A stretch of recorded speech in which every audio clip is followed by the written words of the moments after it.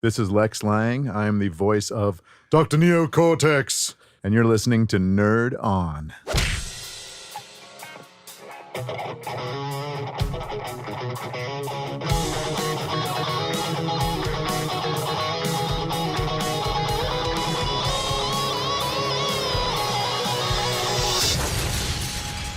Nerd On. What's going on, everybody? Welcome back to Nerd On, the podcast you didn't need, but you deserve, and where all levels of nerd are welcome. Yay. So exciting. I'm very excited. I am too. This is a special day. It's our 101st episode. Yeah, sure. Yay. But more importantly, we have a guest in the studio. But everyone at home listening and watching, you've heard him portray Brian De Palma in Blockbuster, Major Von Reg. Is that how you say that? Von Reg? Mm-hmm. You look at him. Yeah. Well, he's a big Star Wars guy, so Yeah. I'm like, hey. Goemon. On Star Wars Resistance, Goemon and Lupin the Third, Poe Dameron and Han Solo on Star Wars Battlefront 2, Ghost in the Shell, Blue Dragon, the Fate/Stay series, Naruto, Bleach, to Power Rangers Turbo, In Space, and Zeo, and Kenshiro from Fist of the North Star. But close to the Nerd On heart, the voice of War Greymon and one of your favorites? Sanosuke, yeah. Whispers of I'm so excited. Sanosuke. Ladies and gentlemen, boys and girls, and everyone in between and outside, we have Lex Lang. Yeah. Hello. Bum, bum, bum, bum. War Greymon. That's There you go. I'm the so one. happy. just completed. That's the one. Very, very excited because it's you are a friend of the show, Jeff Nimoy. And now a friend of the show. now Yeah. a friend of the show. Yes. Jeffrey and I go way back. But real quick, I'm Josh, I'm Corey. Ollie. Caitlin. I'm Tom. and this episode is brought to you in part by the Nerd On Nation, powered by Patreon. Patreon. If you are new to what Patreon is a exclusive membership service in which you can support your favorite creators, say, I don't know, like Nerd Us. On. And for as little as a cup of coffee a month, you can support us and help keep the lights on. And Indeed. in return, you get stuff like this Discord server that is hopping all the time, from gardening to comic books. You can talk about it all.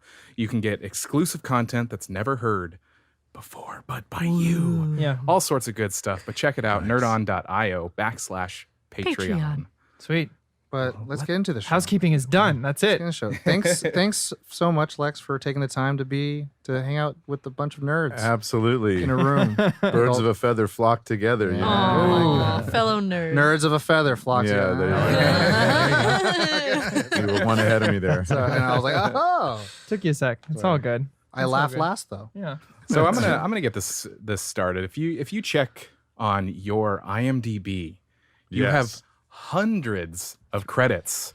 That's true. Acting, I think it's 384. Something like that, and it's 384, various kinds of stuff. But Yeah. what started it all? Like, how did you get into voiceover and the industry and all that? Wow, that's a great question. I had my version and my share of jobs that were sort of, crappy jobs before I started doing that. Shout out. But I've been a voice actor. No, I take that back. I've been an actor my entire life. So I started with film. No, I didn't. Let me go back again. It was all lies. Choose your own adventure. Yeah.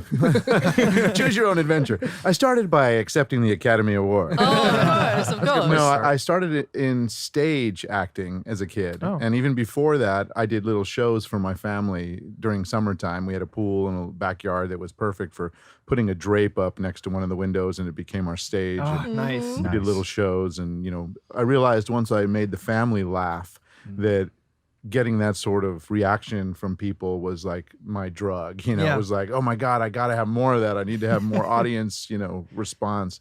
So as I got, I don't know, I think I was probably about 11 or 12, I started doing, the chorus member in stage shows.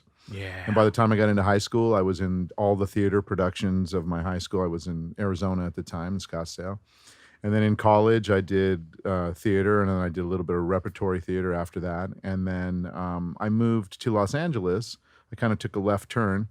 I was doing stand-up comedy. And, Oh, wow. I did stand-up comedy for a few years. That's rough. That's like, I feel like stand-up comedy is like, you got to be really Yeah. like on top of it, Tough making skin. new material, Yeah. and you get like, Yeah. your ass handed to you. And, Yeah, you do. You know, most of the time, you know, knock on wood, it was all good. It was great audience response. Good. And I incorporated some impressions and things like that in my act. Little Arnold. No, it was kind of pre-Arnold. I was younger then. And it was kind of like I did some takes on Elvis, and I was like one of the first Christopher Walken impressionists nice. that was Oh, man. ever out there. Before he became something that everybody did, I was doing. Yeah. And Before it was cool. before it was cool, and then once it became cool, I didn't want to Hipster do it Christopher anymore. Walken. I was like, forget it, no. From there, I went to a music school in Los Angeles called the Musicians Institute, Oh, which nice. is in MI, Hollywood. yeah. MI, yeah. I went to the guitar school. See, I can pronounce things and You can't I do it words for at a mic. living. Yeah, I can work a mic once in a while. But anyway, I went to the guitar school, and while I was there, I became the spokesman for the school. Oh, So interesting. anytime someone was interested in going to the school, they would call and ask for information to be sent to them, and they would send this video that had me as the spokesman of the school on camera with my hair down to my waist. Like I had super long hair. I mean, I wonder if one of those Playing is the floating part. around somewhere. Yeah. You know, and doing the host kind of thing like Hollywood, California, the entertainment capital of the world. And here in the heart of Hollywood is the Musicians Institute, you know, that kind of thing. Nice. And so I was doing that for a while. And that was my official very first voiceover that I did on a video. But I didn't think about becoming a voice actor ever. I got called, or not me, but the MI got called to see if they could send somebody to a set of a movie called Rich Girl to show the actors that were supposed to be rock and rollers how to hold the guitar and how to do windmills and jump off the amps and that kind of Oh, stuff and look cool. Gangster. And so, yeah, had to be gangster. And so because I was the spokesman for the school, they said, well, we'll send you out there to do it. So I was showing this guy, Don Michael Paul, as a regular on-camera actor, how to do some things. And then I showed the guy who was playing the guitar player, who really didn't even know how to hold the guitar. He just looked awkward holding a guitar. Yeah. And so No. I was like, you got to do this, okay, and then jump, and then flip your arm, you know. And while I was doing that, the director said, "Hey, are you an actor by chance?" And I said, "I am by chance." And he said, "How'd you like to have this role?" You know, and the guy who was Oh. the guitar player was like, "What the?" Whoa. You know? And he goes, "No, don't worry. You still keep your scenes and your lines. We're making you the keyboard player now. We'll put a keyboard There you behind go. and stuff." But you know, Lex you're will the be guitar the guy guy now. Yeah, so I'm the guitar guy now. Wow. So I started on camera there doing the guitar stuff, and I became friends with this guy named Bentley Mitchum, who is Robert Mitchum's grandson. Oh, wow. Okay. He's a famous actor from the 50s and 60s. He used to have a big campaign. It was like, beef, it's what's for dinner. You know, This I am familiar with. the beef thing. So anyway, Bentley ended up getting a lead in a movie called Susie Q. which Oh, was- yeah. A to the double J. yeah, okay. Yeah, Amy Jo Johnson. Yep. There you go. And so we were all at sushi one night, and we had had a little bit of sake, and Oh, we were boy. walking back to the hotel, and I started doing my stand-up routine from a couple of years earlier. And I was doing all these different kinds of characters and stuff, and Amy said, "Gosh, you would make a great voice actor." And I was like what? What do voice actors do? I mean, all the cartoons I'm watching don't have a lot of voices on them. You know, it's like Tom and Jerry, you know, Bugs Right. Bunny, all Yeah. those kind of things. And Mel Blanc, you know, who's going to compete with Mel Blanc? You know, it's not me. And so she said, no, like there's loop groups, and you know, I work on this show called the Power Rangers, and we have a loop group every week that does all the background people, and Oh, like every man. villain in the This is Power it. Rangers has a voice that's a voice actor, because the guys who are in the suit aren't doing the voices. And I was like, gosh, if you could introduce me to somebody, that would be awesome. And so she introduced me to Scott Page Pagter, who is was the It's like producer. the voice actor dream. Yeah. So I was like, awesome, you know. And so I started doing looping in the loop group for Power Rangers. That's kind of how I got my start. Wow. And I did that for a little while. And an interesting kind of segue story, I guess, because I was privy to the questions. Or at least a No, couple you're back of ahead of them. schedule. Pulling back the curtain a little bit. But I think you mentioned Sandy Fox, another fantastic, Shout out. prolific voice actor, is my wife. And right around that same time as I started doing Power Rangers, we met. and it's a fun story, so I'll tell it. Yes, please. Please do. My name Lex comes from my middle name, which is Alexis. Oh. So it's Alexis Lang. That's my middle name and last name. But my first name is Walter.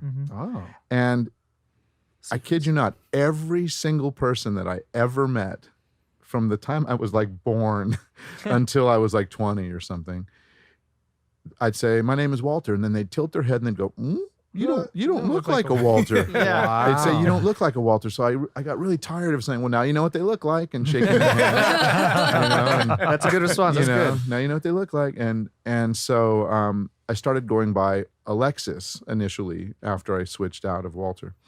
And so if we rewind a little, while I was still Walter, I went and visited a friend of mine in Northern California. And then my brother Richard lived up in Mendocino, California. And so I went up to stay with him for a little bit. And there was this woman and her husband, this woman named Victoria, that were really good friends with my brother. And so at dinner, we talked, and she found out that I was doing this Power Rangers show. And she said, oh, okay, that's cool. And then she got divorced by her husband, and then she moved to Los Angeles, and she became friends with Sandy. And I was living in Venice Beach at the time, and she and Sandy would call. They leave a message on my answering machine pretty much once a week for, I think it was probably 6 months. They'd call and say, hey, answering machines, they're a thing of the past. Voicemail now. Days where you're like, oh, I can hear this person's voice. Now it's text. My beeper's going off. Just a second. Right, my pager. So they would leave this message, hey, Walter, we're going to be going salsa dancing this week. Do you want to join us? And in my mind, I'm like, oh, I so turned the Walter page a while ago. It's Alexis now. And I've been going by that for like at least a year, and I'm not really into that. But yeah, okay, I'll meet you guys. And sure enough, Tuesday night, I'm supposed to be going out with them on Wednesday. Something else would come up. Oh, no. And I'd cancel over and over and over and over and over and over again every week, Fate right? conspires. And so they would have a joke. You know how there was the "Where's Waldo" thing? They'd be like, "Where's Walter?" Because I'd never be there. I'd never show up. And Late Lex. Late Lex. So anyway, not set up by Victoria, I got invited to a party in the Hollywood Hills for a Sports Illustrated swimsuit calendar launch or something at this giant house. You were in the calendar, right? Yeah, I was in Lang. The bikini, yeah. Cover photo. Just a thong. You should see those pictures. Internet, find it. But anyway, I got invited to this party, and there were probably 2,000 people at the party. Wow. And this was back when, this was like 24 years ago. And this was when black was the coolest thing you could possibly wear. You heard orange is the new black, or whatever, it was like black was what you wanted to be wearing. And so every single person at this party, Oh, no. well, I won't say every single, but let's say 95% of the people were dressed in like some kind of cool black thing with a black shirt, black jacket, whatever. And I walked around, I collected a few, I was single at the time, and I collected a few phone numbers, and then I went upstairs and walked around it like sardines, though, like not just like cruising through the hall, like we were literally rubbing. It's like, Hall H at San Diego Comic Con kind of thing. No. Like where you're really, serious. Too real. Yeah, too real. And so after that, I was like sweating, and I was like, I got to get outside and sit down for a little while. And outside, they have a band playing by the pool and all this. And there's this big group of people standing. And I noticed there were like some chair legs that were kind of visible through the people's legs. And I was like, oh, excuse me. And I parted the sea of black, you know, excuse me. And sitting in this chair was this pretty lady dressed in this beautiful red floral Asian print. And I was like, hi, what's your name? And she said, Sandy. And I go, hi, I'm Alexis. Nice to meet you. So we started talking, and we got to know each other a little. And, for anyone that knows Sandy, she has a very high voice. It's very childlike. Tachikoma, Betty Boop. Tachikoma, Betty Boop, Hello Kitty, those kinds of Chibi things. Moon. Chibi Moon, yeah, for Sailor Moon. And I didn't notice that it was high for some reason. It didn't like pop my ear going, wow, that's got to take some getting used to. Like I didn't notice that. And so we sat down, we were talking for a while, and she says, so what do you do? And I said, well, I'm a musician, and I play in the rock and roll band. And when I'm not doing that, I sort of part-time sell door to door, and but I just started this job, 6 months ago, where I'm working on this show called The Power Rangers as in this loop group, and she goes, "Do you know this guy named Walter?" Oh my God. And I go, "Why? Did he do something wrong? What's going on?" And she goes, "No, my friend's been trying to set me up with him for months, and we can never get it." And I go, "Walter and I are like this, and I cross my fingers. Oh, like, like Batman? yeah.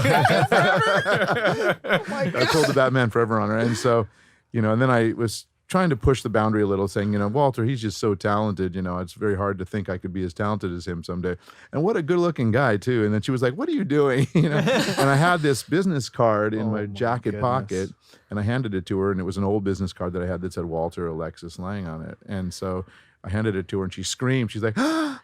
And she grabbed my hand. She pulled me to the phone, because not everybody had a cell phone at that time.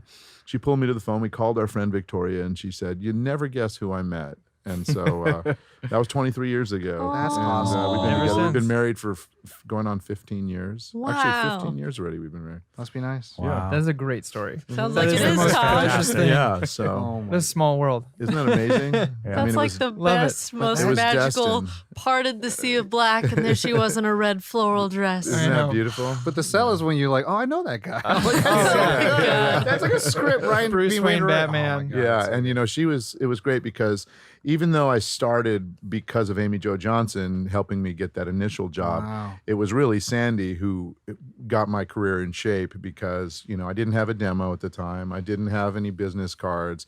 You mentioned pagers. At the time I did not have a pager. Can't hit me on the hip. You can't hit me on the hip. You couldn't hit me anywhere. So my agent wanted me. He was like, send smoke signals or something. They couldn't do it. So she got me a pager, and we made a demo. And she said, "Well, what's your what are your abilities and your gifts, and how can we monopolize on what you can do?" And I said, "Well, I can make my voice sound like other people." So she said, why don't we make a business card that is like celebrity voice match specialist, and we'll hand it to the editors of all the studios, and when they need a temp dub or they need some kind of fill in for a Scratch. celebrity, ADR or scratch something, track, yeah. ADR, that kind of thing. And right away I started working doing Wow. that kind of thing, and just all these Wow. different movies, That's crazy. That's Wow. awesome. William Hurt and Antonio Banderas and all these different guys. Whoa. And so, I credit Amy Jo Johnson a lot, but I really give the meat of the credit to Sandy, because she really got me in line with what it takes to. She was with ICM, she had a big nice. big agency, and she was working all Wow. the time, and so she showed me the ropes. What a That's sweetheart. awesome. Yeah, As you awesome. have found out. Yeah. You should marry her. Yeah. Oh, For real. wait. Sounds like a swell Wait, girl. Too late. Who's next? Very Who's got cool. something? Hot So yes, diggity. hot diggity dog. I'm gonna cherish that Alright, story. alright. I think that's so I cool. know. Well, I mean, you mentioned in your story about how you started loop grouping. I mean, for those who are quote uninitiated, what is a loop group? If you could explain that to our audience. Well, a loop group is a group of 8 to 20 actors. It's usually about 8 of them that come in after, it's called in post-production. It's after a film has been edited or a television show has been edited. When they shoot the initial film, let's say it's a restaurant scene between 2 people. Mhm. And it's Arnold Schwarzenegger and James Caan talking at a restaurant. And so they shoot the wide shot where they see the 2 guys and their entire table, and there's a bar behind them and all kinds of people and a bartender and people moving around. And then they shoot the single shot onto James Caan, and there's 3 guys behind him and the bartender. And then they spin it around and they shoot over his shoulder to Arnold Schwarzenegger. And there's another table of people eating, and there's a waiter that comes up to that table. Well, when they're shooting that scene, all of the extras are pantomiming. They're just quiet. Because if they weren't being quiet, then every time they would make a cut from the wider shot to the closer up shot, you'd hear an audio idiosyncrasy. It'd be like, you'd hear Yep. these Yeah. cuts, So what they do is, after it's completely edited, they bring in a group of voice actors to be all the voices and the presence of the people in the background. So they'll do a big bed of they call it a bed, where it's just all 8 actors will be up on the mic, and they'll be like, okay, this is the restaurant. Start having conversations with each other like you would in a restaurant. And some people may be talking about food, others talking about relatives or whatever. And they put that really, really low in the mix. I call it minus 30 dB acting. That's actually probably when I'm mixing where I put it. Yeah, so it's like dropped out completely. So you don't really hear side stories of people visiting or any of that stuff, but it creates a presence that is, makes the scene believable, the ambiance. And then if there's a waiter or a bartender and you see the guy's face and he's like, here you go, then they'll do that as what's called an incidental. They'll get one actor to be that person.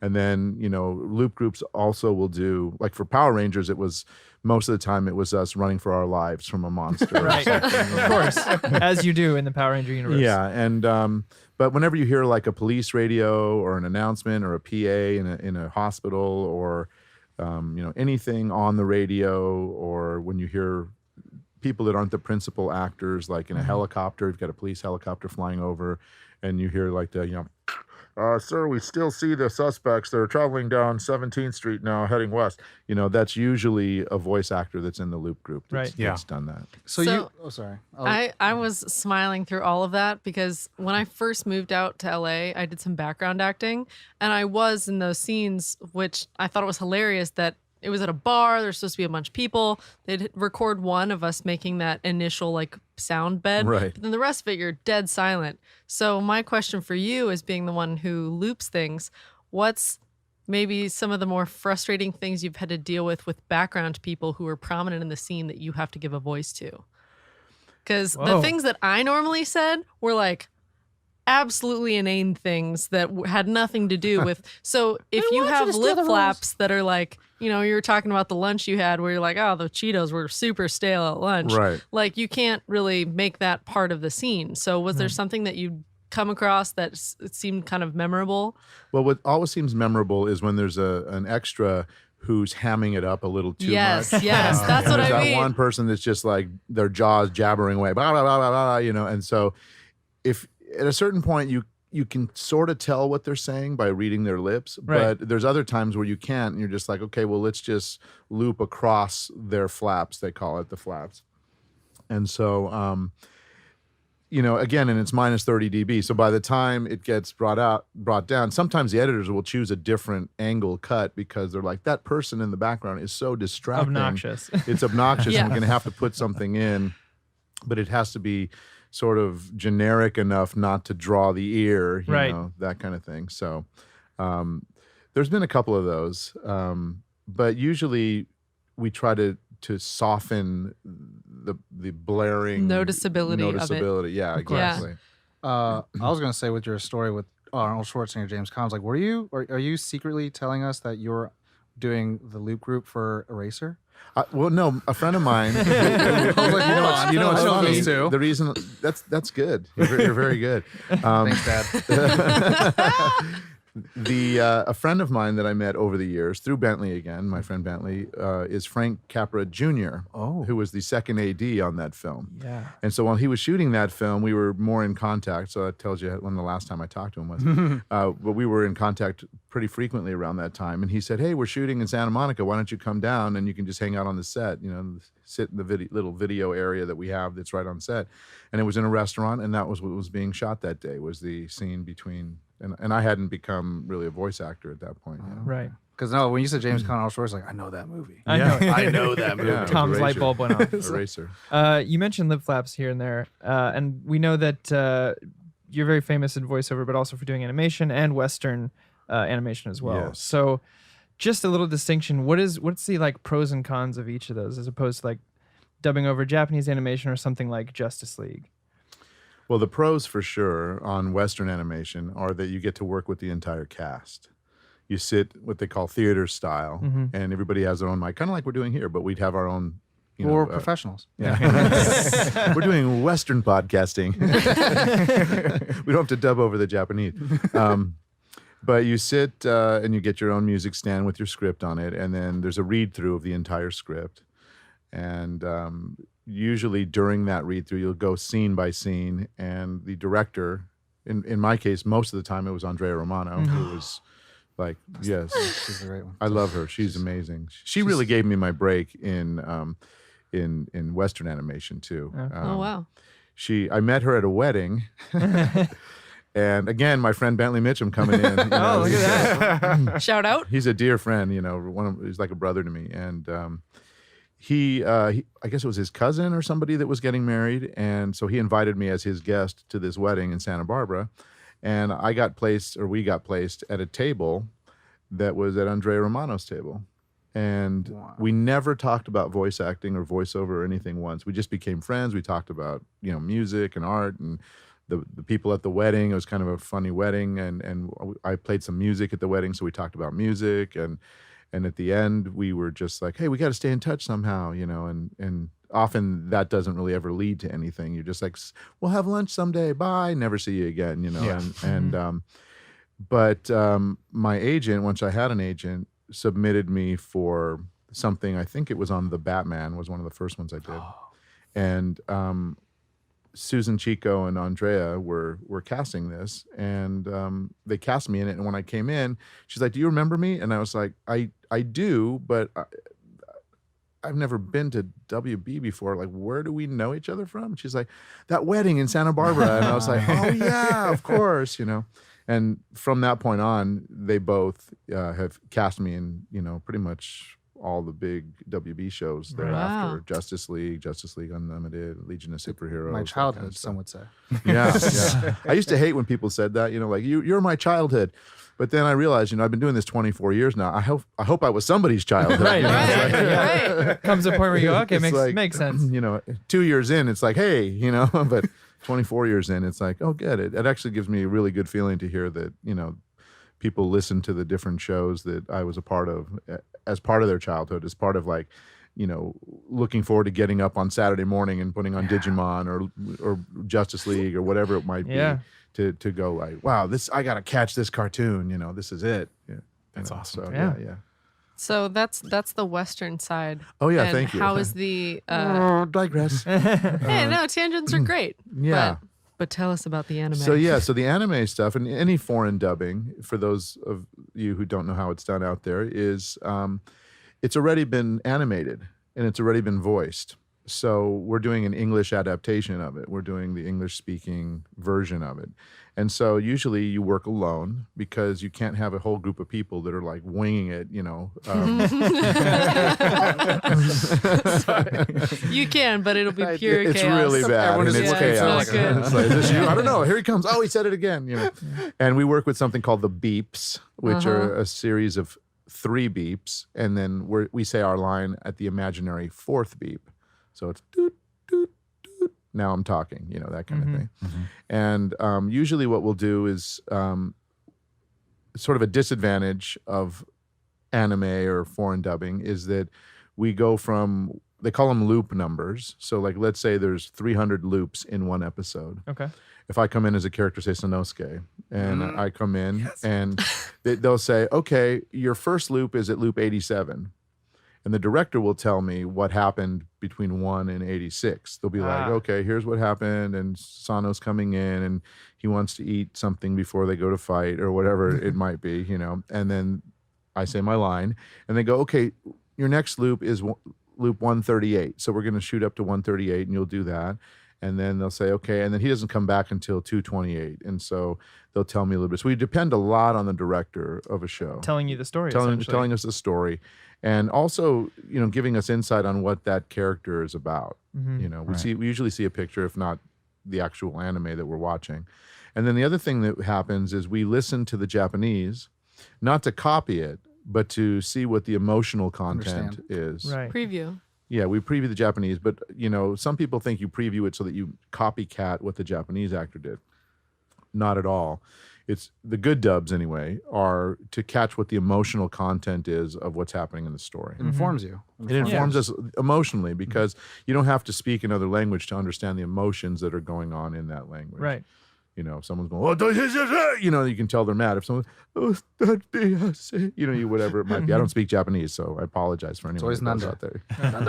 But yeah, no, that makes sense. Yeah, That makes sense. so that It's an interesting challenge, honestly, to what it sounds like. I mean, Yeah. it sounds challenging, but at the same time, kind of like an interesting challenge. To be like, all right, how do I take this interpretation of the story and kind of make it my own? Yeah, and what's also challenging is the writing. Oh boy. Because what happens is the there's an original translation that's done.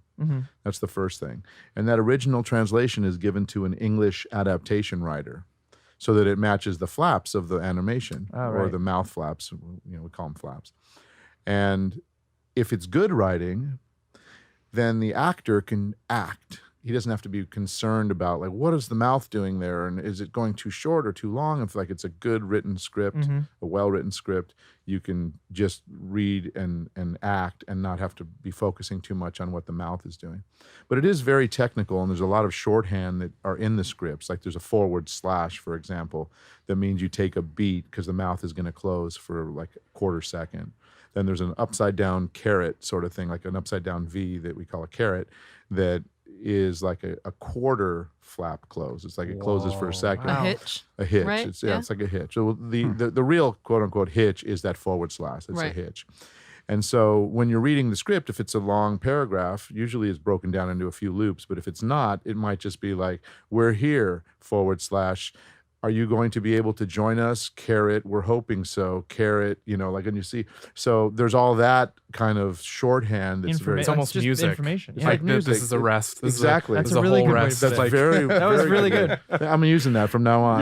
you are welcome. Oh yeah, so it's like reading, you know, sheet music and being able to act at the same time, you know. So that's the challenging part of it. Right. I don't even know how to read. Right. That's And the other thing is, when you come in for an anime role or a foreign dubbing role, you haven't seen the script before. It's you're like cold acting, and that's why you want to draw from everything you're seeing from the Japanese performance, especially the emotional side of it, so that you can replicate the emotions within that script. And if you know how to read, you know, it really is voice acting. Yeah. Because they say, like, you know, you got a funny voice, you should be a voice actor. It's like, no, not unless you love acting and that's what you want to do for the rest of your life, you know? Yeah. With the 300 different characters you've played Yeah. on credits you've had, is there a specific character that you found that you liked the most, or one that you were like relieved that's like it's actually your own voice, that you didn't have to like put on a voice or anything like that? Or I'm asking the gamut of questions. Yeah. Well, there's a lot of different genres that I do. Also, I do a lot of video games. You know, I do Western animation. I do the anime stuff. Sano has always been a favorite because, There you go, Corey. you know, there you go. I just Corey. needed to hear that. I feel complete. Yeah. We're done as always. For a couple reasons. One, it was like one of the first larger roles that I ever had as an anime voice actor. I had done a bunch of kind of ancillary roles, you know, secondary characters, on a bunch of different projects before then, but this was one where like he's one of the main characters, you know, and but I was happy with that because he was in so many episodes. His actual character could arc. Yeah. He started as like this guy all he was about was fighting, and it was just a big, you And know. then the opium. So angry. Yeah, he was this angry fighter for hire. Why are you so angry, Lex? Yeah. And then by the end, you know, his heart developed more. You know, he cared about the other characters, and he had a little more humor that could come through his performance. Well, he would get a couple episodes that are just him and his Yeah. story. Yeah. And that's why I brought the whole opium thing with his Yeah. friend who came. Yeah. Yeah, And yeah, that girl he fell in love with. And he Yes. was like, "What's this opium?" yeah. I was like, "Oh God." Yeah. He turns into like the best dude in the show. I was like, I thought this was 100%. Ronan Kenshin. That's a nice Sanosuke show. It's Yeah, there. yeah. So that was a really super cool one. And then because I am also a nerd, Yes. there are shows that when I got the part, it was like dream come true, ding ding ding. You know, Right. like, you know, to be able to play Batman for anything is, I mean, we all bow to Kevin Conroy, of course. You know, Yeah. he's our, Right. you know, the mecha Batman. But there's a show called Batman Brave and the Bold. Hammers of Justice. Yes, and I don't play Batman in that. Diedrich Bader Bader. plays so good. Batman in that. Batman. It's a different He plays superhero. Batman. So Diedrich plays him, but there's a story arc called Knights of Tomorrow, where Alfred is telling the story when Batman got older. He gives his cape and cowl to Robin, who becomes Batman in order to fight Joker's grandson. Mm-hmm. And so my agent sent me the script and said, "Oh, hey, by the way, the character you're playing this time is Batman." And I was like, "Well, no, Diedrich Bader's, but no, it's a story about where he gets." Just go with it, Lex. Just go with it. Just go with it. It's Batman. So yeah, it's Batman. So I was like, oh, okay, that's cool. And I hung up the phone and then I started screaming like a girl running around the house. Of course, "Ah, man. Batman, yeah." And then there's a scene where the Joker's grandson looks up at a ledge. There's like clouds and thunder clapping and lightning going on behind Batman. And he says, "Who do you think you are?" You know, and the line is, "I'm Batman." Yeah. Ooh. So I'm walking around my house like, "I'm Batman. I'm Batman. I'm Batman."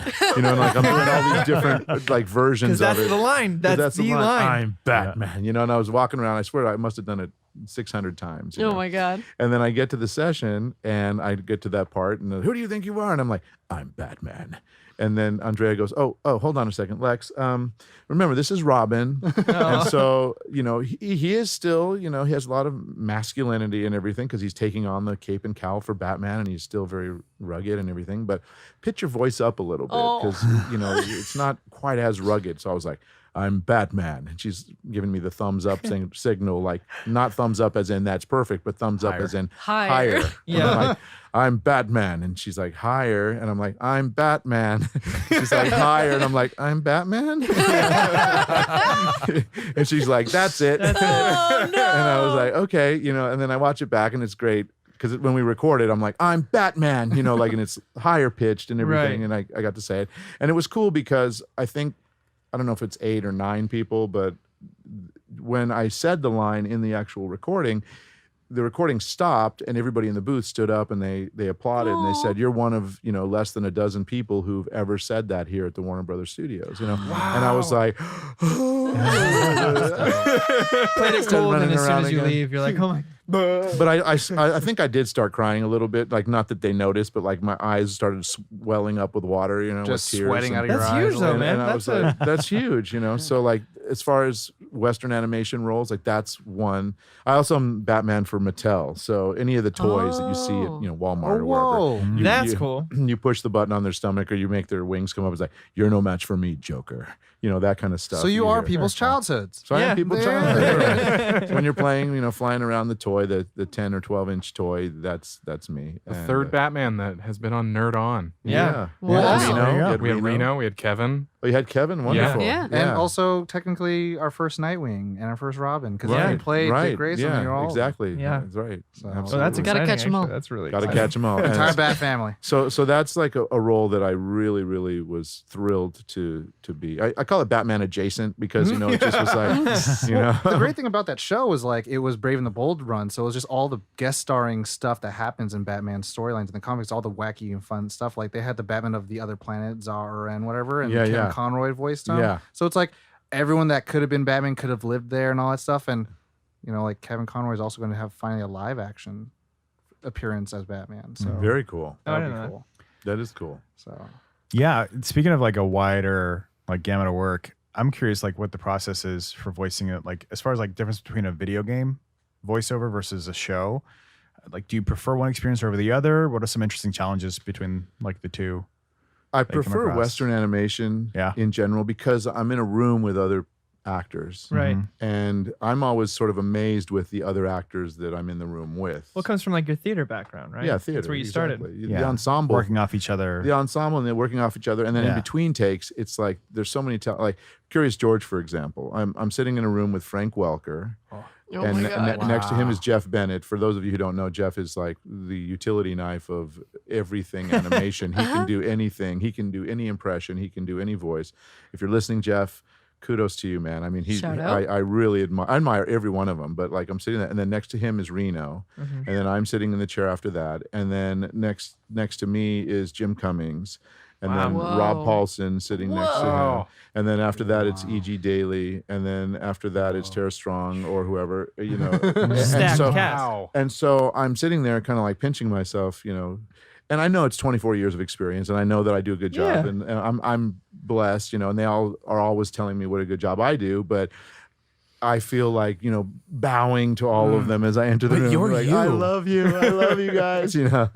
So that's a thrill. So, you know, Yeah. in the ensemble side of it, it's always like, you know, I was talking with Billy West once and we said that doing any show at that level is like a master class. You just come in and you just watch these other actors perform and you're like, this is why they're the people's childhoods. Well, I'm sure that Because- also like makes your performance even better. 'Cause Yeah. you're around all this creative energy. Yeah. And And The everyone is so excitement's there. supportive. The excitement's And, there. you've probably heard this many times before, but on-camera people are more out for themselves, whereas the voiceover community Generous. is really to support each other. They're such a giving, loving Yeah. community where they root for you, and they're the first to say like, hey, if I can't do that, I think I know somebody who can, and one of these other people in the room might do it better or whatever, so. That's great. I think that's a great approach to that too. I mean, the minute you start getting, that mundane feeling of being in a room like that is the minute you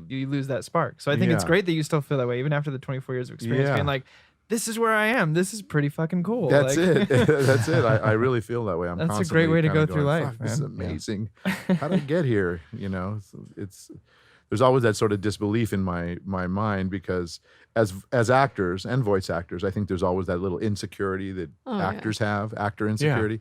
It's like, are you sure you want to cast me? You're But sure. You're, The you're self-doubt a positive. little bit. Self-doubt, the little self. Like, I don't self-doubt know if I nugget. would, Yeah. but if you want to Yeah, cast me, that's yeah. fine. But- I'd also like to just kind of switch to, you talk about music a lot, and we Yeah. watched Famish, and your music is featured in there quite a Yes. bit. Can you tell us a little bit about the band? Well, I've been in different bands through the course of my musical career. Right now, I'm not in any band. Okay. But I'm a singer-songwriter and producer, and so there's one song in particular that sort of, I think Jeff Nimoy even mentioned it. It's called "Bump That Body." Yep. It's a song that's sort of like during his extravagant evening out, let's call it. Yes. In the movie. No spoilers here. No spoilers. It's a great movie though, and but that's when I just came up with the idea for the song and recorded it and called Mary Elizabeth McGlynn, who's a super talented singer, and she's just an all-around super talent in general. She's a director and a voice actress and stuff, and I called her and said, at the time she was in a background singer for the band that I did have that was touring, and I said, you got to come in and do the hook line on this, and she came in and just knocked it out of the park. And when she came in, she was like, my voice is kind of raspy today because I've been yelling at this voiceover session. And I was like, perfect. And she sings this section. You could go to, let's see, you can go to iTunes, I think, and look it up. It's called Bump That Body. And the band name that was listed for that was called Nimbo Blue, Nimbo Blue, Nimbo Blue. So go look it up, listen to it. I think it's Sure. on Spotify too. It might be. Yeah. Nice. But- Talking a little bit about Famish as well, we had a little mini screening as well, and then we had Jeff on the show talking about it. I mean, kind of talking about the experience with that, finding out a little bit behind the scenes of like, it was, getting away with like an Ocean's 11 heist of how you're going to shoot this film. How Right. was your experience on it? Well, it was cool. Jeff came up to me and we've been friends for a long time. We started we were talking. I saw him the other night. We have a group of friends that have been playing cards with each other. We play poker every Thursday night for Nice. years, decades now. And he joined our game the other night, and we were sort of reminiscing, and we were like, God, how long have we known each other? What was the first job? He goes, I hired you for my very first person I could hire as a voice actor in something he was producing. And I guess, whose wife was doing? Yeah. Yeah. I believe so. Yeah. It was called Bonnie. Chimp Lips Theater, I Oh. think was the name of this show, Chimp Lips Theater. Whoa. And one of the particular, I don't know, little vignettes in it was about Gulliver's Travels. And they wanted somebody who could do Arnold Schwarzenegger. Yeah, okay, So- this is it. I had a So- question Very about good. that. so yeah, I guess there was there's a friend of ours named Rita, who's a sweet lady, that recommended me, and then Jeff hired me, and we did it, and that's kind of how I knew him. And but anyway, fast forward, I'd seen Jeff. I ran into him again at a sushi place. There you go. Sushi's very I love popular sushi. here. It's sushi and Moral of the Bentley are good episode. for me. Yeah. Everyone go to sushi. And he told me that he had some medical problems. He had a brain tumor, and like it hit me so hard. Like a friend telling you I had a brain tumor, and you're like, oh my God, So I was like tearing up, and I was like, well, Jeff, if you need anything ever, you just give me a call. I'm here for whatever you need. And he goes, well, you know what? I may call you about something. So he called me a couple weeks later, and he said, I've got this part in this movie I'm writing, and I'd like you to play it. And I was like, great, what's the part? And he says, it's the part of Lex Lang. And I was like, okay, I think I could probably do that. And he's like, well, in this film, it's not you, it's a fictional version of you, and it has specific characteristics. I guess I could do spoiler. Yeah. Spoiler. In this film, I have a daughter, which I don't have in real life, and that's a part of the plot of the film. But so he said, everyone's turned me down so far to be in this movie, and I said, well, I'm not going to turn you down, so count me in. So a few months later, he sent me a script, and then he also said, Lex, I like your music and stuff. Why don't we sit down together, and if I can just listen to sort of like your library of what you've got, maybe we can pick a few songs out of it. And then there were some scenes that in the script that I read that I said, this is kind of a touching scene in the script. Are you open to me doing, little composing of like soundtrack stuff? And he's like, absolutely. Jeff is a That's really, awesome. really good guy. Yeah. I'm sure you know that because he's been on your show. But so that side of it was really cool. And then, they shot like 70 pages in 5 days, I think it was. Some Ooh. crazy. So like 25 yeah. pages in a day sometimes. Like, my God. Yeah, it was ridiculous. It was like, well, they were a crack team. Everybody on his team really knew what they were doing. And again, it was a real supportive group. So everyone was willing to be everything. Okay, I need someone to hold the boom right now. Okay, I need someone to run this camera while the director, the DP is over here shooting this thing, and like everyone was like a team player. So it wouldn't have worked if people would have been like, well, no, I do boom and that's all I do. It was Right. like a super team that was shooting stuff.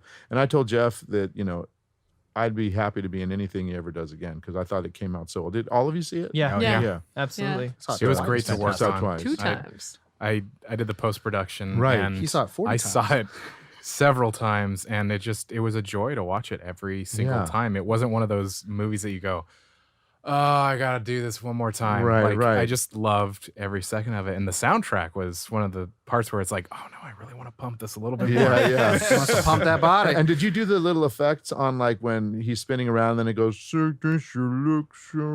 was that you? No, Did you do they that? Or they actually edited did that in the first edit, The and first then edit. I had to You just mixed it. I had to try to make it work in audio. Yeah, and, yeah. and mix it and whatnot. So Yeah, it was really Yeah. cool. A great job on the mixing too. Well, Just- thank you. Yeah. Was Josh. it was it much of a fantastic. challenge working like trying to film something in the middle of a convention with like I imagine you had like people coming up to you maybe during that, or were people kind of understanding of what was happening? Yeah, I think most of Keeping the their people space. had been told that we were shooting a film, Yeah. and there were signs everywhere saying, if you're walking around this area, you're giving us permission to use you in To this use you in the movie, movie. Oh wow. But big signs, so you Yeah. can't walk through the hall without realizing that. Mhm. Don't walk down this hall if you don't want to give us approval to use you in the movie. And the fans and the convention goers were also the extras too. Mhm. So like when we had panel scenes, it was the actual fans and the con goers that were there Nice. that were being shot. The only challenging part I would say is just sort of the rapid fire of shooting of the scenes. Mhm.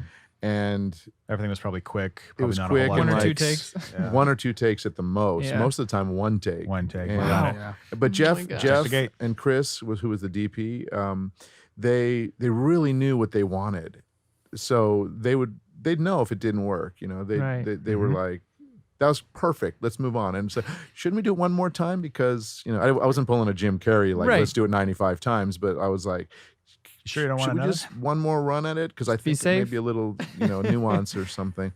And the only thing Jeff wanted to shoot more than once, there was like our opening scene where we're talking with each other. Right. And he was like, yeah, you were on that show with me where Arnold Schwarzenegger, and he kept just throwing out different things. It's in the Oh, so it was sort of in the improv. It bloopers, was yeah. improv, It yeah. was totally improv. Nice. So, he was getting a kick out of us coming up with those improv funny lines and stuff. And Doing like impression acrobats. For right, him. yeah. I'm his impression monkey. But it was really cool, looking at it after the fact, because he sent me the link of the Vimeo or whatever, that I watched that scene, where he's talking to the kid at the end about his mother and all that stuff. And every single time I was tearing up. Yeah. And I'm trying to write music underneath it. I'm not crying, you're crying. Speaking of improv, was it written or was that you? I'm gonna war Graham on your ass. That was me. Ah, yes. Tom's We so happy improvised to that hear little this. scene too. I was like, That's it. Where's my money? It was like, I'm going to work Graham on your ass. And there was one I think I said, I'm going to cut off your dingus. I think that was one. There were a couple of other ones that were not designed for. Speaking of being an impression monkey, no. So you even said so earlier that you're kind of like a voice match specialist. Yeah. What's kind of the prep for that? Do you have certain voices that you do? Because I mean, if you look through your repertoire, you're matching like people like Han Solo or Poe Dameron. Are these things that you already knew how to do, or did you have to take them on and just listen and like? What's the prep for something like that? Well, every single time I've been hired for any kind of voice match, anything, I listen and listen. And I break it down, and I literally try to dissect the voice to the best of my ability. At the same time as looking at many photographs of the person that I'm trying to emulate, because I really want to try to like get their physical being into my brain at the same time. But the process is, the first thing I do is I try to listen to where in pitch the voice resides. So let's just say, for example, we're doing a Sean Connery or something. Okay. The first thing they'll do is they'll send me a couple of clips of what he's doing around the area that they need to add exposition or fix the audio. There's a generator in the back, there's traffic going, whatever it is that, they don't want to bring him in for $500,000 to fix 3 lines. They want to just get somebody who can sound like him. Right. So they'll send me little clips of what it is that is surrounding the piece that I'm going to put in. So let's say for Sean Connery, like I listen and go, well, where's his pitch? Is it up near my voice? Hi, I'm Sean Connery. No, it doesn't sound like that. And it's definitely, it's where's the air now? After I go pitch, first pitch, I go, it's lower. It's probably down. It's like, nah, George Clooney. It's like, that, Wow. it's got that sort of glottal stop. I call it like, you can hear the actual glottal hits, So that's where I start in pitch, and I go, okay, so it's sort of around here. I'm going to talk and just kind of fry the voice out. Does that sound like him? No, it doesn't sound like him. So the next thing I say, okay, what's the air doing? Is the air slow, like that glottal stuff, or is it faster or airy? Like if I'm doing Charlie Sheen or somebody, then you got to hear the air that's kind of coming up, and so then I start thinking about Charlie Sheen or whatever, and I start so then you can hear the air part of it happen, right? So I go Sean Connery. Then does he have a music that happens in his voice? So so like I'm listening, and so like I'm listening to the music. It doesn't even matter what he's saying. And then I say, okay, what's the next piece? Do they have any specific sounds that are because of the way their mask or their face is designed? So if you're doing like Owen Wilson or somebody, what do you think of when you see Owen Wilson? If you're looking at Owen Wilson, you hear wow, right? But what do you when you're looking at his physicality? What sort of pops out? The nose. His nose. Yeah. So you figure that sort of his nose is going to have an effect on his voice. Like. No, I would never do that. Like he's got sort of a thing that's happening and he's here. So that's the pitch and the air and stuff again. So does Connery have anything that's so maybe he has this sort of suave facial expression that he has a lot of the time. And then what else is happening? Is there any speech impediments or sounds that are happening? Well, a lot of people, and he actually does this, his S's sort of sound more like SH's. And then he's got an accent, Scottish accent. Some people say it's a little Welsh-ish, but Scottish, Welsh, whatever. So then you've got like this thing going on where you put all the pieces together, and you're like, listen, we'll go over that later. And then it starts to sound more like the pieces of what you want. And then it's just practice, and then there's a third, or not third, probably fifth piece to it, which is, what's my voice doing that day? Because it's day to day. Like sometimes in the afternoon, like today, my voice is more in tune for like the airier stuff or whatever, that kind of thing. Some days I'll tell my agent, don't book me for a low thing in the afternoon because I'm not sure if I'll be low in the afternoon. Interesting. Yeah. Trying to turn gears. It's fascinating. Yeah. And then it's also like their attitude, their general attitude, so like if it were, somebody like Alan Rickman or something, and he's got an accent. He's kind of got the slower paced speaking and stuff. I'm going to take a quick sip of water. Yeah. Can Please. hear the dry. Can He's hear the got mouth clicks. Yeah. He's got the slower speaking, but then, I have to get right up on the mic, and it's kind of like, I'm looking for Harry Potter. He's sort of annoyed with everything here. I'm hoping you won't take too long. Like he's kind of got this Wow. sort of thing Taking your going time on, with it. So yeah. a question I have, because I come from the voiceover world, is how long does it take you to know that you've at least got the sense of that character where you're not going to panic about going in on the mic and doing that voice? How long would you say you spend with that specific character or person? Until the second I've finished saying the lines on the mic. Yeah, okay. It's nerve-wracking. That of all the different pieces of voice acting, voice matching is really nerve-wracking. And I'm the first to tell my agent or whoever's asking me if I can do a character that I can't. Because if it's Paul Reiser or somebody and my vocal whatever doesn't match their vocal print, then I can try all I want. And I can get close, and if I do it as a caricature, sort of like an impression, a fictional version, they'd go, "Oh yeah, that sounds just like Paul Reiser," but it doesn't sound. In your like, mind, you're going wrong. I'm like going, that doesn't sound like Paul Reiser. It's an accent that reminds you of Paul Reiser, but Right. it's not Paul Reiser. Evocation. Yeah, Paul Reiser. You know what's really funny is I got hired to do Poe Dameron in Lego.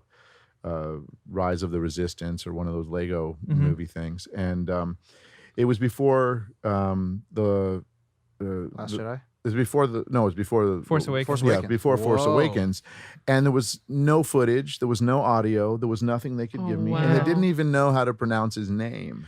Oh no. So I'm like, is it? Like Oscar? They didn't know No, Oscar Poe Isaac? Dameron. No, Poe Dameron. Oh, yeah, just Poe they were Dameron. saying Yeah. they were saying like when I got to the session, they were like, okay, you're doing Poe Dameron, and I'm like Dameron. Okay, I said, isn't it Cameron? Like Dameron, like Cameron. Isn't Spelled it the same. Isn't it like that? And they're like, no, we're pretty sure it's Dameron. And I was like, okay. And I'm like, More Star Warsy sounding. what do you want it to sound like? And they had one clip that was just like, we'll take that. Or it was something like, it was tiny. And I was like, I just have the one little micro clip. What can we do for that? And they're like, well, look, just kind of make it like Han Solo. He's kind of rugged. He's like the Han Solo of the new movie. So I was like, okay, kid. Like I had like this, Wow. I was kind of more like that. Corey's And then- dying over there. and they're like, yeah, it's kind of like that. He's kind of a scoundrelly kind of guy. And they didn't even know because they hadn't seen No it. idea. They had no idea. Wow. And so I did that. I did the whole episode or whatever. And I'm Poe Dameron. I'm here to rescue you. I'm Poe Dameron, and I'm like, and I watched it and I was like, after the movie came out, I'm like, oh God. Oh no. Well, someone should have anything told him. like It's like, hey, you him. got to be like this Lego version. Yeah, that's what it Right. should have been. right, yeah. Right, Tom. But I'm it- just saying. a little bit of trivia is when I started doing Resistance as Major Von Reg, Yeah. I was also cast as Poe Dameron, and Oscar Isaac had turned down the part, and I guess his nephew or niece or somebody, I'm not sure on the story, but someone had convinced I was a him kid. as a kid had convinced him to take it after we had recorded 14 episodes. Oh wow. So, but then I was able to understand what he sounded like. And it's funny because, a lot of times you'll come up with like a phrase to like get you into the Oh, pocket. yeah. Like for Neo Cortex, oh yes, Cortex here. Like I'll do that before I start doing Cortex here. What do you want me to read? But for Poe Dameron, it was from the movie where he's like, I'll come back for you. That was what I said. And all of a sudden I could talk like him, and it was like, I had this, Wow. I'll There come it back is. for you. So like before every line, I'd go, I'll come back for you. Nice. That's how we'd To start, get your mouth ready. Just to get my mouth, and then I could talk lower and Right. just regular like him, and I could have the right amount of voice, and that sort of thing. And Wow. then, but it was kind of a running gag at the sessions because it would create a laugh every time. Right. I'll come back for you. Okay, or I'm ready. What was your line for Sano? For Sano, I don't know that I had a line because it was based loosely not an upon my own impression. voice. Yeah. Yeah, I wasn't trying to match It's pretty something. close that was to your, really- yeah. It's to really your- close. Yeah. Your Sano, I got it. All right, Missy. I know I said Missy a lot in that show. Yep, it. you And did. then it was like, don't take my picture. That was one of those. There it is, Corey. See, Corey? Now Corey's just like clapping and How smiling. does the as big steam as he engine can. work? This is actually a perfect segue into the next part of the show, and we get to Okay. talk a little bit about something that Lex is a nerd about, and that is Star Wars. Yes. specifically, we're Indeed. talking about New Hope, right? Yeah. New Hope is where it all started. you Yeah. know? It's the magic That's the of it. beginning. That's the magic. So what's that feeling now that you're voicing Star Wars stuff? How does that? Again, like that super Pinch me, nerd I'm freak dreaming. out, like I've been stormtroopers in the last 3 movies. Yeah. Oh. So that's been super cool when they're like, you're working today in a loop group, and it's like, what's it for? It's for The Last Jedi. Oh, okay, cool. And then they're like, here, there's a stormtrooper here. He's shuffling some people. Like I did Solo. I did Solo, Rogue One, and Last Jedi. Nice. And in Solo, there's a scene where Han is, in the spaceport, and just before he gets separated from his girlfriend. Yep. And there's stormtroopers. There's a lot of action in the spaceport, and people are getting, tasered and things. And there's a stormtrooper that's moving people along, like trying to get up there. Move along. And so I was like, move along. Yeah. And we improvised. We had 4 or 5 guys that each improvised that little. It was me, Steve Bloom, Yuri Lowenthal, and David Collins, and Sam Nice. Witwer Holy were crap. the 5 of us. Wow. Yeah. And so we were all the stormtroopers in like the last several movies.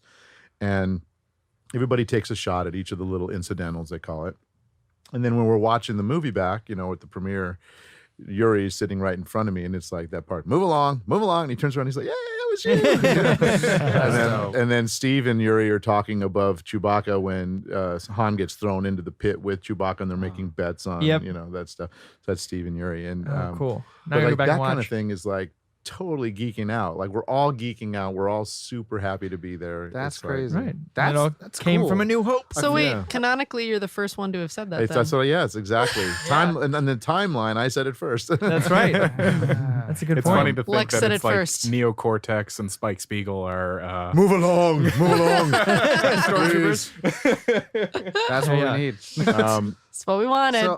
So yeah, New Hope. So yeah, so New Hope. you brought us up as one of your favorite movies. Why? Where? When did you watch it? How did this come into your life? So I saw, in '77.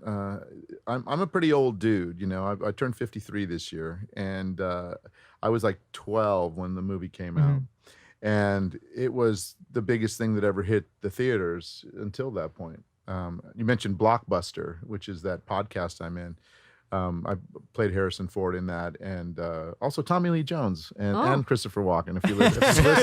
If you've listened to it, you Actually, can I'm the hear- entire cast. Yeah, I'm the entire cast of that show. No, but I did a bunch of stuff in that. But to go back again, when it came out, it was ridiculous. There were lines around the block to get in. My brother had taken me, and it was just like I left there going, that was the best movie ever in the whole world. A 12-year-old was just like, that bad guy, Darth Vader. I was like, he was so amazing and so bad, and it was ridiculous. And so I immediately started collecting like the little collector's cards and the Topps cards. Oh, and yeah. stuff Of like course, that. yep. And so I collected the very first Topps series that came out were the blue cards. Yep. And then they went to green or red, and red and think green were like the red. next two, and yellow. In the 90s, So red. those were the ones that they had back in the 70s, and I collected all of them, and I still have all of them. Wow. And, Holy shit. And I got the program from the movie, so that one I still have too. It's beaten up Program. because it was a Program from the movie? Yeah, the first month it came out, Wild. there was Back an in the actual- day, guys. There was an actual program for Star Wars that That's so told cool. about the history, backstory. of the backstory That's awesome. and stuff. So I have that still too. And what's a real thrill is like here we are, 2019, and I have Major Von Reg has his own Topps card. now, That's like cool. a signature series. So Do like you have I'm- it? Circle. I do. Okay, I was gonna say you should sent- have it. There's also a Masterworks collection. Did you get it they have. autographed? I did. I autographed about 1,000 of them recently, and Wow. sent them back to Topps for them to Oh, cool. That do is what they so will cool. with. But so I really loved the movie then, and then it was a few years, several years passed. I didn't really like ultra geek out on it until they re-released it before Empire Strikes Back came out. Mhm. They did a re-release, and I think it was 1980 or 79 And that or was almost something. renamed as New Okay. Hope, right? I don't know if it was renamed A New Hope at that point yet. Okay. That's a good question. You might know that. Those are little tidbits I don't really know. But at the time, I was working at a movie theater at this place called the UA5 in Scottsdale, Arizona. And as an usher, And the boss that was there knew that I loved Star Wars because, I was totally geeking out that it was coming there. And he said, hey, look, man, anytime you want to come in and watch it when you're not working, you can come in. And I go, can I bring a couple of my friends too? And they're like, yeah, sure. Just bring a couple of your friends. Oh, no. So for the entire summer, That's what I knew was coming next. every day that I wasn't working, and I was usually just working on weekends, every single day, we would take an ice chest and fill it with food and beverages and roll the ice chest in right in the middle of the theater and start at 11 a.m. and watch every single showing until it dumped out at 11 at night or 11:30 at night. Wow. And so I saw it about 130 times. True tailgate right here. Yeah. Yeah. So I saw it 130 times. And at one point in high school, I knew the entire movie verbatim, including a lot of the music cues. And as a drama extra credit thing, I did half an hour of the movie as a monologue type thing. Wow. So, One-man show. That's cool. my wife's like, you should do that again. Like, do it at Comic-Cons and stuff. Like, go do the movie where like you're doing all the music cues and all this and that. We get a lot So- of we get a lot of That would Yeah, be people do amazing. that. Yeah. live out of that. It's like, do you have a plastic wastebasket in here anywhere? No. Oh no, I don't. No. Oh, Basket. man. Yeah, I have a That's basket. A basket. Oh no, that won't work. How about a cup? You have a cup. Resonance? Is that what you're I was looking trying to for? look for a cup. We got a Yeah, mug. We got a red Solo Yeah, cup. Solo. That was the code name for Solo. It was called Red Cup. Really? Really? That's Makes sense. hilarious, That's amazing. actually. But I always make a little joke with people. I'm like, yeah, you can be talking in a normal high voice, and as soon as you put the cup up to your face, it's like, Don't act so surprised, Your Highness. You weren't acting on any mercy mission this time. Where are the transmissions that were beamed to this ship? that kind of stuff. Impressive. It's There not you a go. great Plastic impression, but it really is when you It's a good have party trick. It's a great party trick, especially with like a wastebasket. Yeah. It's got Oh a lot my of resonance God. to it. Like that didn't have much resonance. A lot of but bottom end on the end. It's got that roar, that happens yeah. with it. So, I watched that a zillion times, and then always guessing as to, what's next, what's going to happen next. And then Empire came out, and then it was like, Sadness. sadness. No, I loved Empire Strikes Back Yeah. too. I thought that was, one of the best cliffhanger movies Oh, yeah. it's ever been. And then Return of the Jedi, that was like I was in college, I think, by the time that came out. And that was really fun because we waited overnight to see it at this big theater in Scottsdale. And about 2 minutes before the film started the night before for press, like they had a press showing, we were already in line, like third in line. And this guy pops his head out of the theater. And it turns out there was this kid at my school, African-American kid. And there weren't many African-American kids at my school in Scottsdale. And there was like 3 or 4 of them. But he was being picked on one time. Oh. And I sort of came to his defense, and I was like, you want to get to him, you're gonna have to get through me. And I was just bullshitting, of course, because Right. I was You're being not that- Batman. not that tough, but I was like, yeah, you want to, now you're fighting both of us, and they kind of backed down. Nice. And I never saw the kid after that, but that night he pops his head out of the theater, and he was working as an usher there, and he goes, hey, Walter. Yeah. He was like, hey, do you want to see this now with the press? And I was like, I'm like, yes, I do. And I go, can my 3 friends come in too? They're like, no, there's only one seat I see right now, and I could put you in it right now if you come in. And I was like, sorry, guys. You gotta. And We'll then help a I- bystander, but not help your friends. And then Good I friends went in would and saw it. understand. They It's true, understood. it's And true. I- True. And I came back out and I waited in Watch it line again. overnight for the next morning show. Nice. And There you go. we still had a great time. Peeing your Waiting for pants it. all night, going. I Yeah. wish I could talk about I it. wish I with could tell you what's Yeah. going to happen here. My favorite part. Yeah. What? Oh wait. Oh, you still think that? Oh, that's cute. And I think it was also, I love the original cast, that first trilogy cast. There were some big holes in it as a Star Wars super fan. Like when the Ewok sort of had them strung up on the I don't know what you call them, the big posts that Yeah, were they're gonna cook where they're logs, gonna cook yeah. them and stuff. And then Luke is like, 3PO, tell them that we're gods or whatever, or tell them whatever, Yeah. they'll release us. And I was like, well, can't you just untie the knots with the Force or whatever? Like, Yeah. can't you just do? But he was also at that point just Mr. like, I know everything. I'm a Jedi Master. I'm going to save my yeah, dad. and he didn't get any more training necessarily from anyone. That's He just right. kind of No. came back and he was more of a badass. Yeah. It's like nowhere.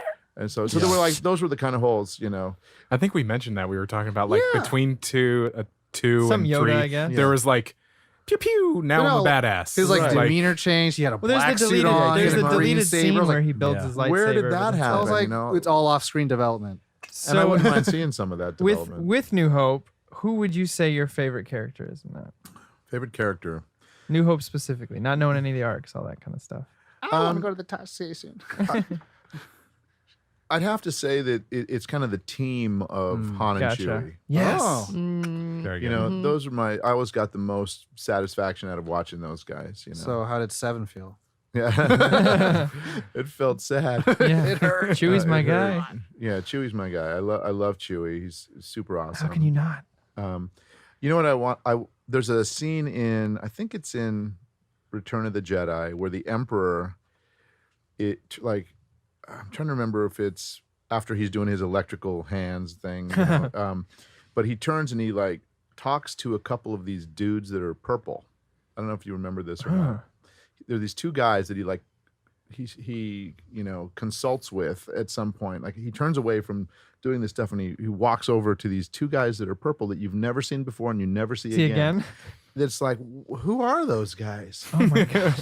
And I always wondered that. And it's funny because there's I don't know if it's a YouTube show called Everything Wrong with. Oh, have yeah. you yeah. seen that? Cinema Like, Sins? Cinema Sins, yeah. Everything Yeah. Wrong with. He also mentions it in Cinema Sins. He's like, who are these two purple guys? And why have we never seen them before or never see Never them see him after? again. And They'll be in 9. Yeah, They'll be in 9. nine. That's what it is. The purple elite. Or Yes. whatever. The Mafia. Yeah. Star Wars Mafia? Yeah. That'd be The cool. Legion of Lavender. Yeah. They're I feel like they're a little bit, they look kind of like him a little bit. I'm showing an image, but yeah, they're just like two Oh. dudes. Yeah, they are. How'd you find that so fast? My Tom fingers is a are quick. wizard. Did you just Google Star I Wars literally purple typed in, guys? this is what in my Google search, Emperor Return of the Jedi purple. That's And fantastic. then there's one of these boys. So who are they? What does it say they are? I don't know. Let me see. That's interesting though, because that I should have implies Googled that before Oh. I came because Sim Alu was a human male who served as an advisor to the Emperor Sheev Palpatine, the sole ruler of the Galactic Empire during the Galactic Civil War. an advisor. Yeah. But to me, But like he's in that 2 makes minutes they or less. He's in 2 seconds. It's like it's literally he turns to him and he walks over and that's it. And they in never the, come back. the weird thing is like when you mentioned that, I was Sim like, oh, I Alu. feel like they would look like the Trade Federation people from the previous or from the prequels, but then they don't look anything at all. It's like they should have made So those wait, Trade You Federation. said there were characters. two, though, right? Yeah, there was two. There was just one. Does that another kind of next imply to him. that that's Palpatine's like race? Well, he but might then, be like- human. Oh, look at that! They're but then- having they have like a Palpatine's human. NWA picture. Right, but I'm, They have the whole crew. Oh, wow. They're just hanging out. Those guys are probably at every Comic-Con signing those prints That too. print. It's like yeah. Oh, yeah. But no, that's sure. yeah. I That was totally a forgot good about attention to detail, man. I totally forgot about that. that. I totally forgot. But then maybe that was one of those like I want more. Well, of no, this. that was one of those things when I saw it. I was like, who are those guys? They're never coming And they're back. gone. They never came back in the prequels or anything. It's And like, then the movie ended. 9. Well, so it's Nine. funny. We did the Phantom Menace episode. We had an episode for that because the 20th anniversary happened this year. And I was telling him, so I'm the youngest one in the room. I had no idea who Sheev Palpatine was.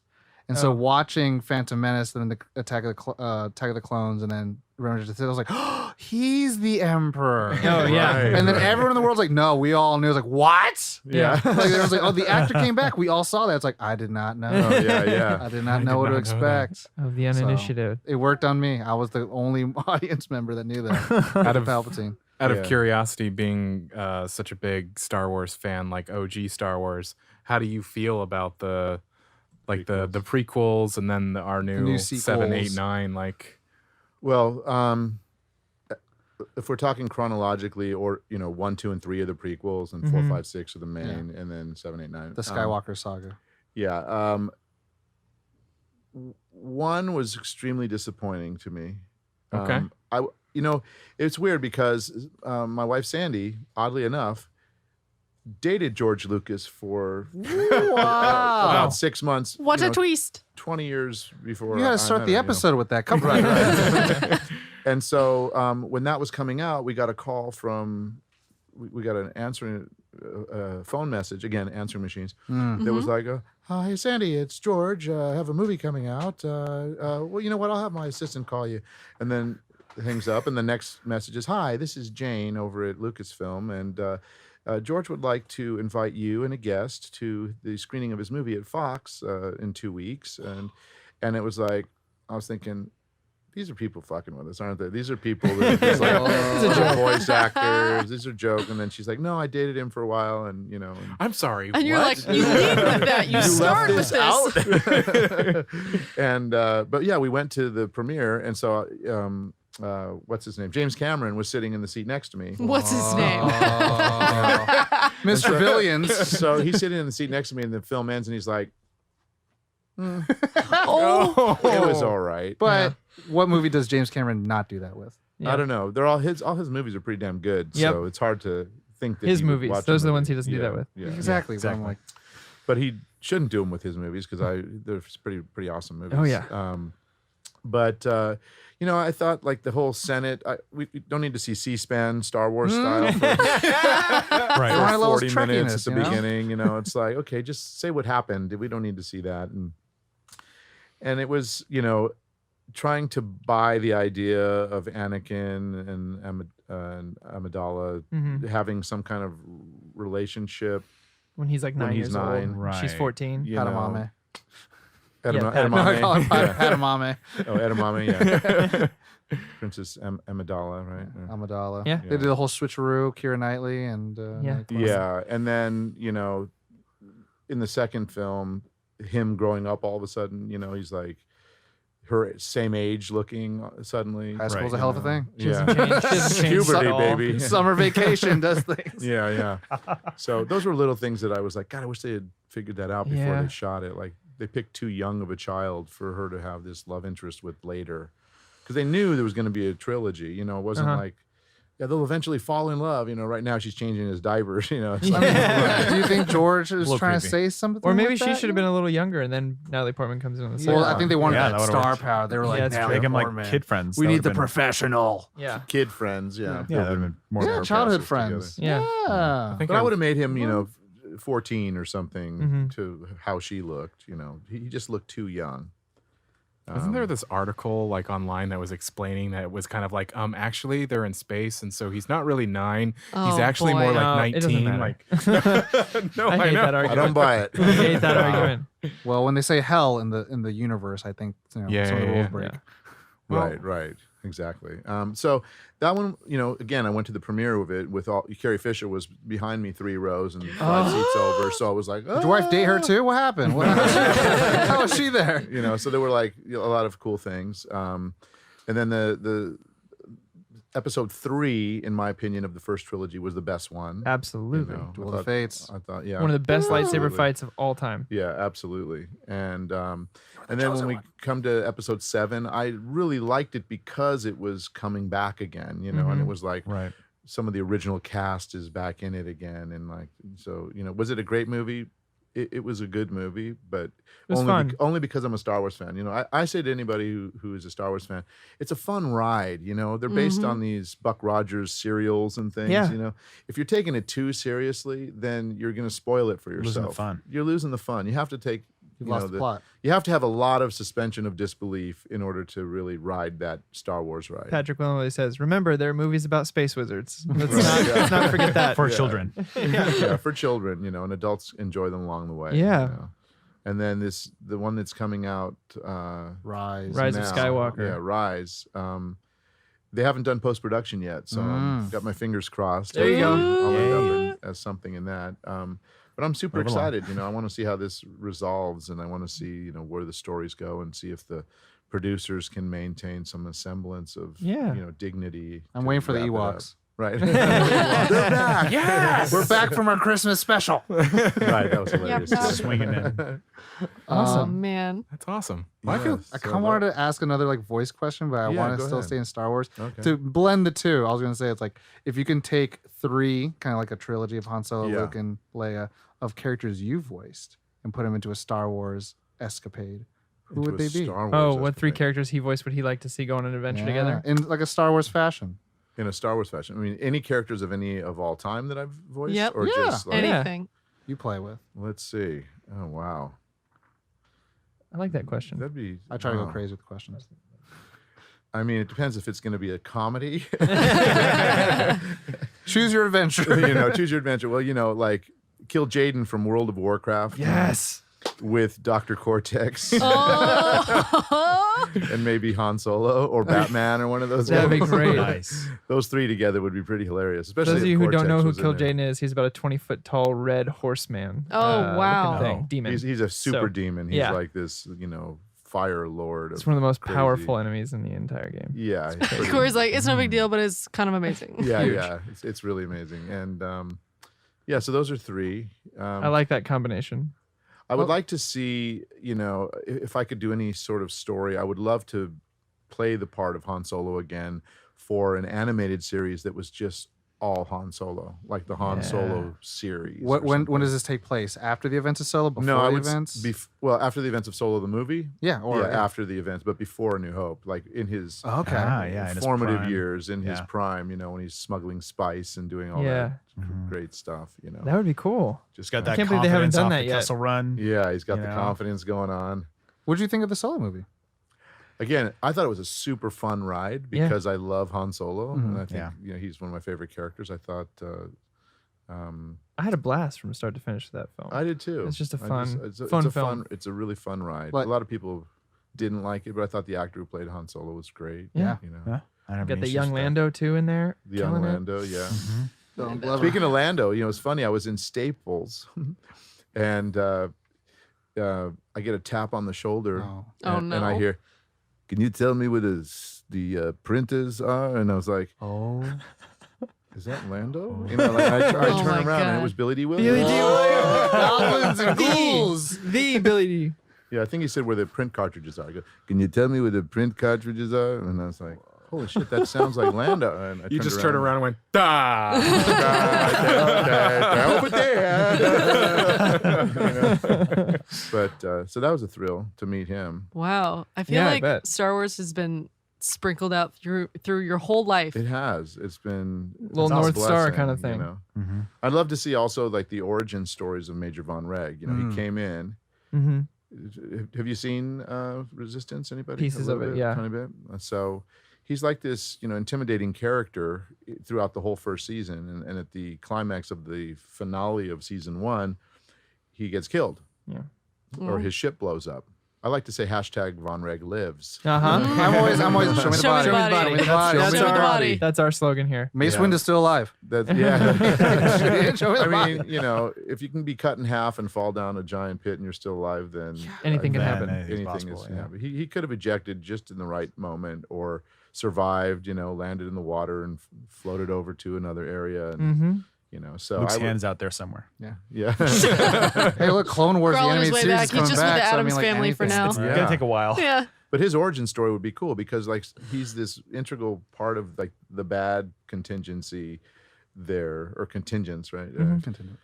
He's like the one of the main bad guys of this whole series. That every time he's like, "Oh, Von Reg's coming in after you," So how did he get there? Little Vader-esque. Right. Yeah. There's no, Like, yeah, see, you don't. maybe he's know- younger. He falls in love with a girl who's a little older than him. Maybe, but There's not a sand kid though. He's not What 8 made years him the old. way he is? There's Yeah, what sand made him the everywhere. way he is, Yeah. and why is he this? He's like the Red Baron. What's his name? Dave Filoni has said that they always wanted to have a Red Baron kind of character. Yeah. And that's why he's red, and that's why his interceptor is red, and it's like what Dope made design. the Red Baron the Red Baron? You could Why have was some he this great, elite? some sort of anti-hero Yeah. type of Yeah, serial. That like could a be really cool- great. Wouldn't that be cool? Yeah. Mhm. Who? Let's- who do If we you're talk to? listening, make Yeah. it happen. If you're listening, please, we want the origin We're in. story. John of Favreau Von Reg. apparently right now. John, Yeah. we're talking to you, John. You excited about Mandalorian?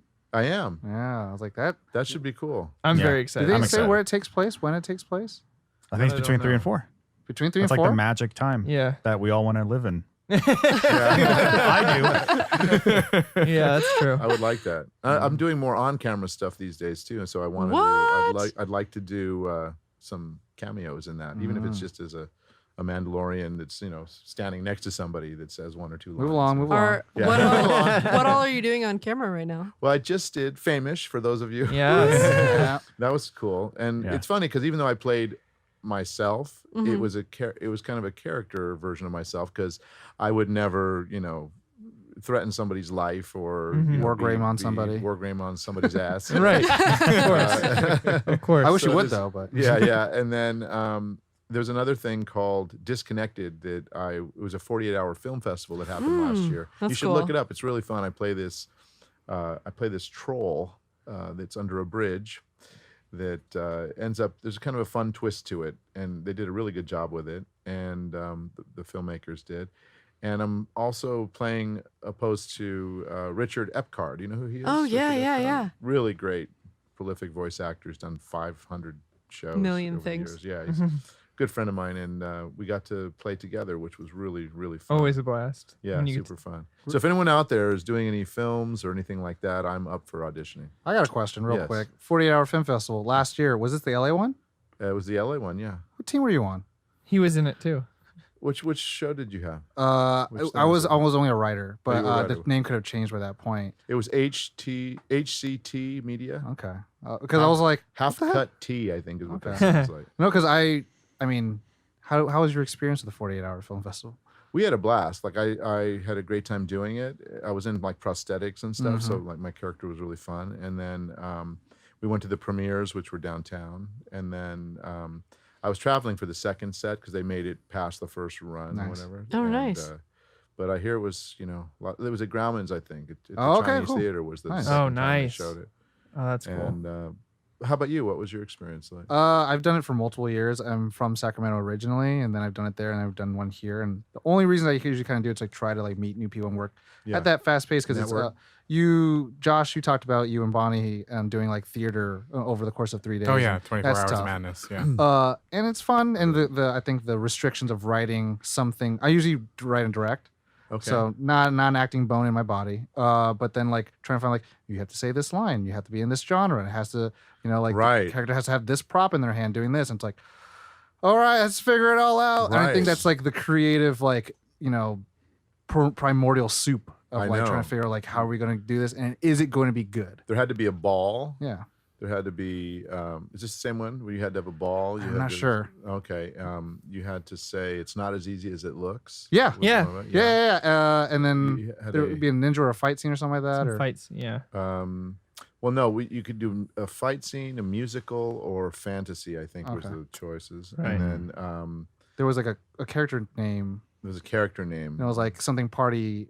She was like a Party planner. Yeah, Yeah, party That's the one. Yeah. Yeah. So you Yeah. get an extra kick out of watching this. Yeah, so I'm like, all right, let's see how he did it. I was going to say, it's like, all right, let's build this repertoire. We'll have to watch it after we finish today. There's one Awesome. happening right now Is there? as we're recording. Yeah. Yeah. Is it LA again? Is it LA? Yeah. Wow. I wonder if they're doing it. Came again. up quick. Probably Don't not. worry, we'll do our own Nerd On film Let's festival. do Yeah. something. Yeah. I'm It'd be all fun. for it. I'm about it. Ooh, Nice. next year, y'all. We'll get Also, as Jeff a involved too. Quick correction: Yeah. Mandalorian set after 6. Is it? Yeah. Oh. The Fallen Order game is set after 3. Oh, okay. Oh, Nice. That'll be It's after interesting. 6. interesting. All in order 4, game. 5, and 6. Oh, so it's after this trilogy. After the trilogy. So Mandalorian. Whoa. So the Mandalorians are going to come back to life? What's going to happen? After Return. Before Oh, 6. My Yes. brain. I'm like after. After 6. before Force Force Awakens. Awakens. No, sorry. I assume. You're the Or entire- maybe it's Where? parallel. Who knows? It's Where? 3 episodes of him coming out of the Sarlacc pit. Yeah. Right. It's like, I'm still alive. Show me the body. I'm still alive. Oh my God. Lex, thank you so much for being on our show. Oh we my really God, this it was a so blast. much fun. It went by Yeah. so fast. Where else can I can do? our audience follow you, find you, all that good stuff, The like red on carpet social for you. media? The red carpet. At Lex Lang on Instagram. Okay. Nice. At Lex Lang on Twitter. And I think it's just Lex Lang World on Facebook.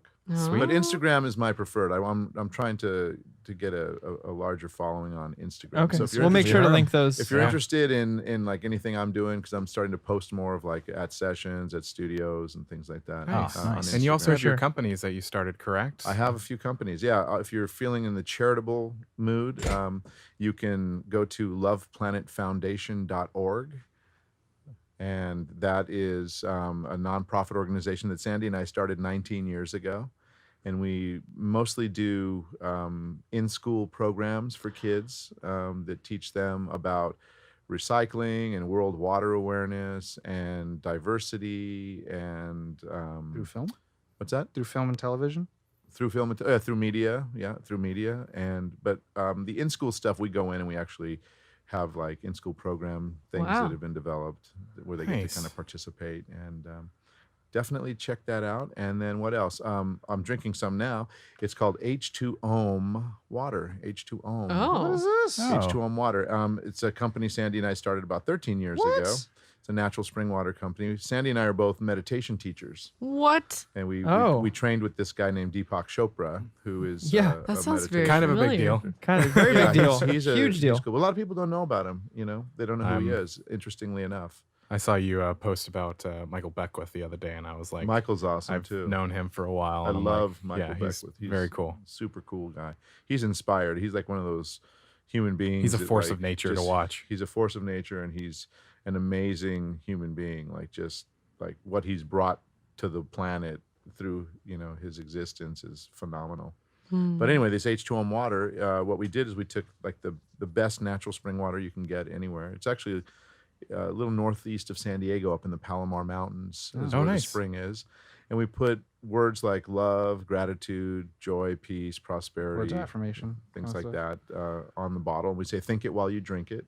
And we ask the question, what intention will you create today? So you create good intentions for yourself, for your world, and Very nice.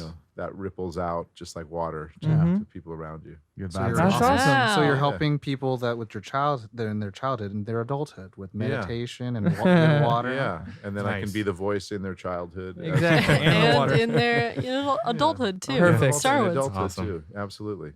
Video games, cartoons, water. Wow. Any projects that we can keep an ear on that you can share?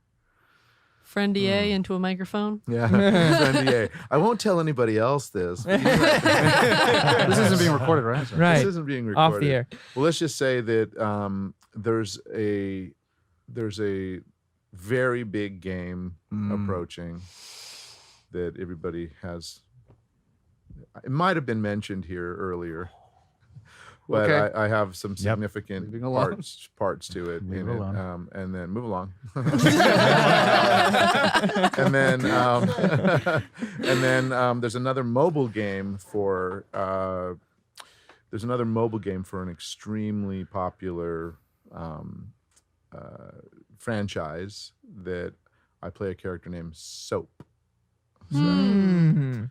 Okay. Interesting. Yeah, Lots of so Googling Take that after as you this. will. Lots of Go Googling. Google, and I can't say he's a cleanser of some kind. No, Wow. So there's that coming, and of course you can always catch me on Curious George. We're Yep. still recording those. Oh, awesome. You'll hear the doorman and his dog Hundley. Aw. He's a nice guy. What and, network or what streaming service? I think it's on Hulu now. Hulu, I think it's on Hulu. It was on PBS for a long time. I just got Hulu. It's Very perfect. cool. Yes, and it's great. It's so much fun. Like I said, going to those sessions, I'm just like, Next time you say Reno, you should tell him hi from us. I will. From Nerd on the podcast. It's funny because in my calendar it popped up that I'm doing Curious George tomorrow morning. But I think what happens is at the beginning of a season, your agent will send you like, here are the dates for the year, like here are the proposed dates, and most of the time they'll let you know the week before, like Thursday, if we're working on Monday, they're like, okay, here's your script and here's what you're doing, and so I didn't get that this week, but the little thing popped up, you're working Curious George tomorrow, and I'm like, so I may end up just going and showing up at the studio. I wasn't sure I'm supposed to be here or not, but Here I am. Here I am. They'll be like, no, you weren't. You might know me. I was on Nerd on the podcast. Yeah. I was on the Nerd On podcast last night talking about things I can't talk about. It hasn't come out yet, but it did happen. Yeah. When does this come out? It'll come out on Thursday. Oh, right. It's coming. Yeah. It's coming Excellent. Thursday. Well, everybody at home, thank you so Thank you, much everybody. for Thank you. listening. Oh man. Thanks for hanging out. Has it been that we finished? Yeah. I weird. know. Josh likes to end things up. We would love to have you forever, but we'd have to start. We paying have you. to let you Right, know. right. We have to let them go home Yeah, sometimes. I do have to go home. But yeah, Yeah. everybody at home, thank you so much for listening. Please do share us with your friends, your family, your enemies. if you Uh-huh. want to. I mean, it's totally cool. It's up to you. Stop by iTunes. Please rate and review us. But yeah, that kind of stuff helps. If you are new to Nerd On, you can check out our website, nerdon.tv. It has all the information about us, all of our shows, all of our articles, links. all of the linky links, our YouTube. There's so much there. But do go check it out. Cool merch. Cool merch. But you know the drill. As always, Nerd on.